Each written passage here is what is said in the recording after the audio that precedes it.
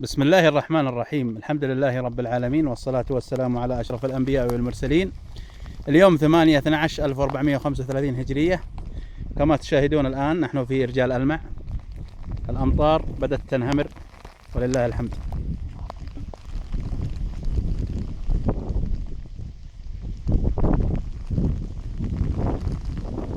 مع تحيات منتديات جناب الهضبة.